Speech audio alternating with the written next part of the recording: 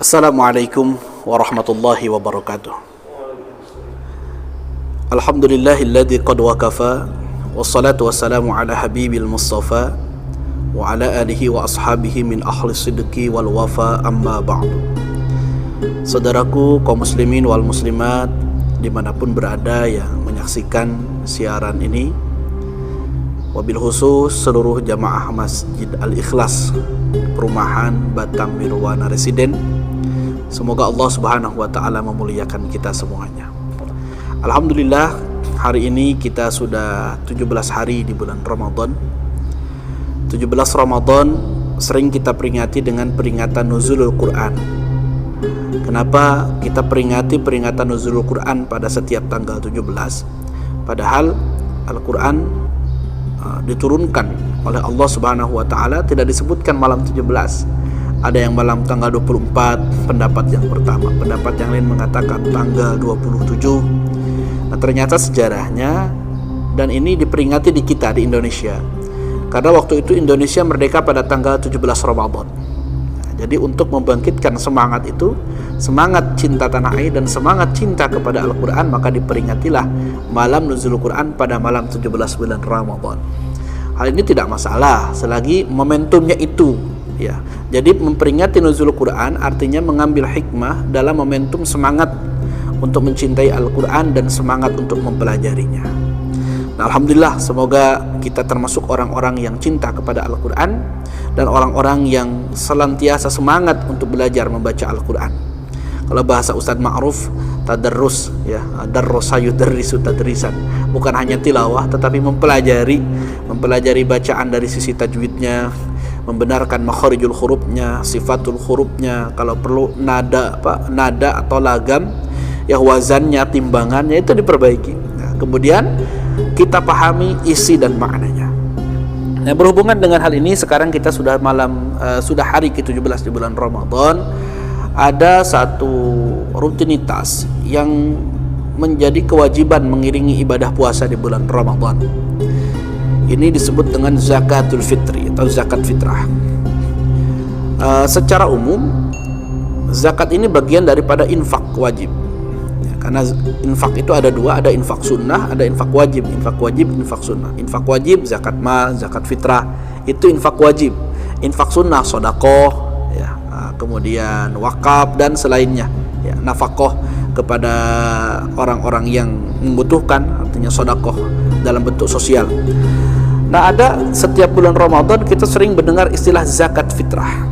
Seperti apa itu zakat fitrah? Ya, maka disebutkan di sini dalam kitab,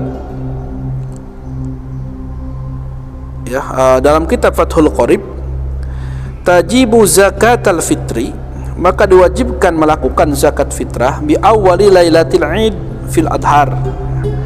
Ada yang mengatakan maka wajib bagi seorang mukmin mukallaf melakukan zakat fitrah, ya, dari mulai pertama kali bulan Ramadan sudah boleh dilakukan. Namun ternyata berbicara keafdalan kita nanti akan bahas di belakangnya. Nah, seperti apa sih zakat fitrah ini? Ya. Wa yuqalu laha zakatul fitri ail khilqah bi thalathati asya'. Zakat fitrah itu wajib dengan 3 hal. Artinya seseorang zakat fitrah wajib dengan 3 hal ini. Syaratnya zakat fitrah ada 3 perkara. Pertama, Islam. Jadi orang yang wajib zakat fitrah itu harus Islam. Kalau dia kafir ya tidak wajib, jangan dipaksa-paksa nanti. Saudaranya Ustadz Ma'ruf, misalkan ada tetangga bukan Islam dipaksa zakat fitrah, tidak boleh, ya, memaksakan kehendak namanya. Nah, ini harus Islam, ya, bukan kafir asli, kecuali budak atau kerabatnya yang Islam. Yang kedua, memenuhi syarat apabila tenggelam matahari di akhir atau di hari akhir bulan Ramadan. Nah, kalau sudah akhir Ramadan, ya, tiba-tiba udah zakat fitri, Idul Fitri siang hari, udah masuk lepas daripada Idul Fitri, maka itu tidak diwajibkan lagi melakukan zakat fitrah. Yang dimaksud tenggelamnya matahari dari hari akhir bulan Ramadan, artinya wajib zakat bagi orang yang mati setelah tenggelam matahari, tapi tidak wajib bagi orang yang lahir setelah tenggelamnya. Kalau sudah tenggelam akhir Ramadan baru lahir tidak wajib.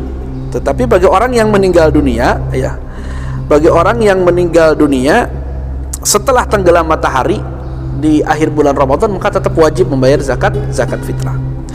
Kemudian yang ketiga, mendapati kelebihan harta daripada makanan pokoknya, dan orang muslim yang wajib dinafkahi pada malam hari raya fitri, sehingga tidak wajib bagi muslim yang menzakati budak, ya, kerabat atau istrinya yang kafir, dan yang ditunaikan adalah 1 sok dari makanan pokoknya. Nah, ini jadi syarat ketiga Islam. Kemudian tenggelam matahari dari akhir bulan Ramadan, artinya kalau ada orang meninggal, ya, orang meninggal setelah tenggelam matahari, maka tetap wajib zakat fitrah.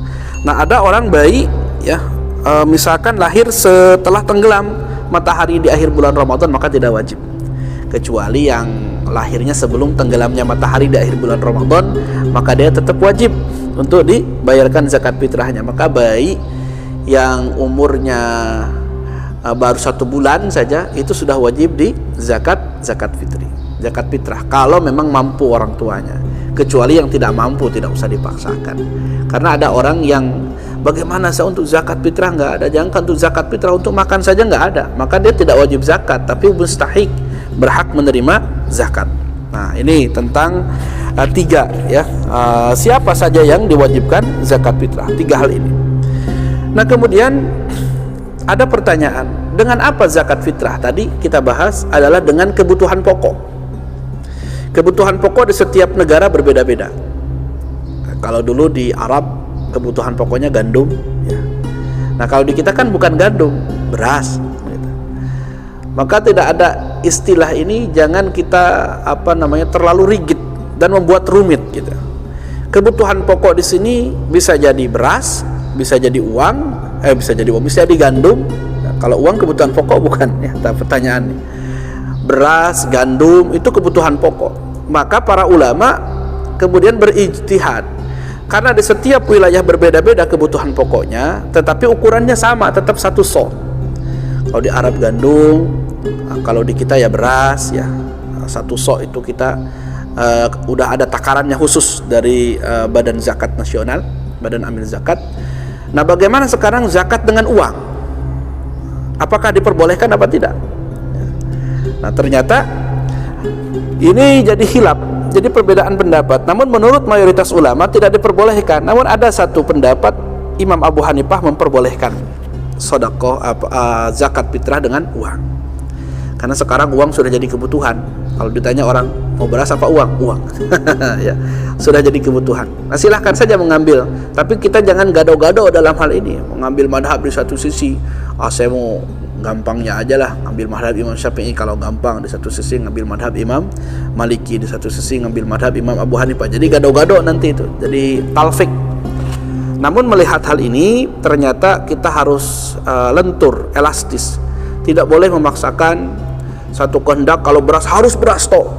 Nah, nanti kebayang kalau kita zakat fitrahnya beras, Masjid Al-Ikhlas bisa penuh sama beras, ya. Ternyata ketika dibagi Ustaz, mau beras apa uang?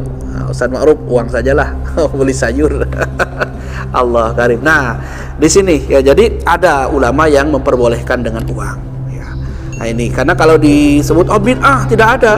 Di zaman Nabi pun bid'ah, tidak ada zakat fitrah pakai beras, ya. Adanya pakai gandum, itu kebutuhan pokoknya.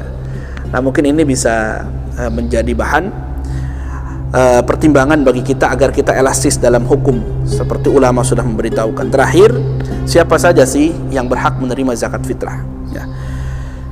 Jadi disebutkan orang-orang yang menerima zakat fitrah itu kalau berdasarkan Al-Qur'an, ya, jelas wa atal mala ala hubbihi dzawil qurba wal yatama wal masakin, atau as-shadaqatu lil fuqara'i wal masakin, sedekah atau infak atau zakat itu untuk fakir dan miskin. Dalam hal ini juga sama, ya. Yang paling utama itu adalah memang untuk fakir miskin. Sesungguhnya zakat itu adalah hanya untuk orang-orang fakir dan orang-orang miskin. Pengurus-pengurus zakat disebut dengan apa? Pengurus zakat itu orang yang mengumpulkan zakat, ya. Dan para mu'allaf yang dibujuk hatinya, orang yang baru masuk Islam, atau memerdekakan budak, atau orang-orang gorimin yang berhutang, ya. Dan orang-orang yang berjihad di jalan Allah, sabilillah, orang yang nuntut ilmu, menyebarkan ilmu, itu termasuk mu'allaf, termasuk orang-orang yang berhak menerima zakat. Kalau pengumpul zakat ya disebutkan di sini juga dapat amilin namanya, dapat kebagian zakat. Nah, pertama adalah orang-orang fakir. Hakikatnya zakat itu adalah untuk orang-orang fakir dan miskin. Jadi golongan yang pertama kali berhak menerima adalah fakir dan miskin. Artinya orang yang tidak memiliki harta di tangannya. Kategori fakir ini nggak ada sama sekali harta. Tinggalnya pun mungkin memprihatinkan, mungkin hanya ngontrak. Tapi sekarang banyak orang ngontrak tapi punya harta sih, motor ada, ya, mobilnya pun ada. Ya. Susah kali mengklasifikasikan fakir. Namun dalam kondisi pandemi kita bisa melihat luar biasa sekarang. Ya. Nah, kemudian miskin, orang yang punya harta atau pekerjaan, ada pekerjaan, dapat penghasilan, cuman tidak cukup. Ya. Kebutuhannya setiap hari 10 namun hanya mampu 5 misalkan. Nah, itu juga berhak menerima zakat. Yang ketiga, pengurus zakat atau amilin. Ya, ini diberi tugas untuk mengumpulkan zakat. Nah, ditugaskan oleh amir, pemerintah atau siapapun di sini pengurus masjid itu berhak menerima zakat. Tapi jangan sampai melebihi kapasitasnya. Nah, memang amilin, rupanya 50% diambil sama dia, itu tidak baik, ya. Dan banyak lagi ya, mungkin adalah fakir, miskin, amilin, termasuk mu'allab, termasuk adalah ini orang yang gorimin, punya hutang. Punya hutang di sini bukan punya hutang cicilan mobil. Orang yang berhutang untuk makan setiap harinya gak mampu, ya, misalkan sampai dia menghutang untuk makan, maka dia berhak menerima zakat. Sabilillah, sabilillah itu seperti apa? Orang yang berjuang di jalan Allah. Dia belajar Al-Quran, ya, dia belajar ilmu agama. Dia semangat, kita tengok, oh, dia menghidupkan agama Allah. Dan ternyata orang tuanya pun mungkin tidak sanggup membiayainya, tapi dia rajin belajar ilmu agama untuk menghidupkan agama Allah ini. Termasuk juga orang yang mengajar agama, para asatid, para ustadz. Sekalipun lemah pendapat Imam Qofal, tapi para ustadz seperti di kampung-kampung yang tidak dapat penghasilan berhak menerima zakat. Bagaimana ustadz yang di kota dalam kondisi pandemik sepertinya layak mendapatkan zakat fitrah, ya. Sekarang susah mendapatkan penghasilan, semuanya sama, ya. Nah, jadi saja, mudah-mudahan ada hikmah dan manfaatnya. Mudah-mudahan Allah berikan kita rezeki untuk bisa berzakat fitrah. Ya, mari berbagi di bulan ini. Zakat mensucikan kita, dan ada yang lebih dari zakat fitrah adalah infak. Kalau zakat hanya 2,5%, infak lebih daripada itu. Kalau zakat hanya fungsinya mensucikan, tapi kalau infak bisa melipat gandakan harta kita. Infak bisa membuat harta kita semakin barokah. Jadi ada yang lebih daripada zakat fitrah adalah infak. Assalamualaikum warahmatullahi wabarakatuh.